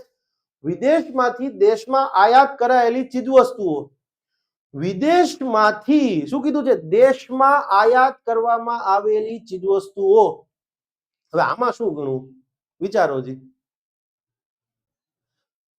જેમ આપણે કીધું તું હમણાં અહીંયા દેશમાં 100 શર્ટ્સ બન્યા હતા, હવે એમાંથી 500 નું વેચાણ દેશમાં થયું, 500 ની નિકાસ થઈ ગઈ, તો આપણે આપણા દેશમાં 100 શર્ટ ગણતા હતા. તો હવે અહીંયા શું કીધું છે, વિદેશમાંથી દેશમાં આયાત કરાયેલી ચીજ વસ્તુઓ. હવે એ જે તે દેશમાં, માનો કે તમે ચાઇનામાંથી 100 મશીન મંગાવ્યા, મશીન ચીજ વસ્તુ થઈ, તો ચાઇનામાં ઉત્પાદન થયેલું છે, ચાઇનાના જીડીપીમાં ગણાય ને, ભારતના જીડીપીમાં ન ગણાય, તો આ નહીં આવે. વિદેશી નાગરિકે દેશમાં કરેલ પ્રવાસ ખર્ચ, વિદેશનો નાગરિક છે, યસ, એને આપણા દેશની અંદર ટુરિઝમ, યસ, ઘરેલું નાગરિકે વિદેશમાં કરેલ અભ્યાસ, હમણાં જ કીધું તું એજ્યુકેશનની સેવા એને વિદેશમાં લીધી છે, વિદેશમાં અભ્યાસ કર્યો છે, ઓનલાઈન એવું કઈ નથી કીધું, તો આ આવશે નહીં, માત્ર 2. આ રીતે તમારે ક્લિયર અભ્યાસ કરવાનો હોય છે. તો ઇકોનોમી જે છે ક્લિયર છે, એ બહુ એટલે બહુ ઈઝી સબ્જેક્ટ છે, પણ શરત એટલી છે કે તમે પ્રોપરલી એને ભણી લો. દરેકે દરેક કોન્સેપ્ટ જે છે એ આપણે જોઈ ચૂક્યા. શું કામ એને, કે જેથી એક્ઝામમાં કોઈ, અને જીપીએસસી આવા સવાલો પૂછેલા છે નાની નાની વસ્તુ, તમે જુઓ સાવ નાની નાની, 1-2 મિનિટનો કોન્સેપ્ટ છે, છતાંય આપણે એને પ્રોપરલી જોવો પડે. હોપફુલી તમને લોકોને ખ્યાલ આવી ગયો હશે. યસ, અને હજી એક હિન્ટ આપી દઉં, ઓકે કાંઈ વાંધો નહીં, પછી આપીશું. Thank you. જય હિન્દ, જય જય ગરવી ગુજરાત. મારો દેશ મારી પહેચાન, મારું રાજ્ય મારું સ્વાભિમાન.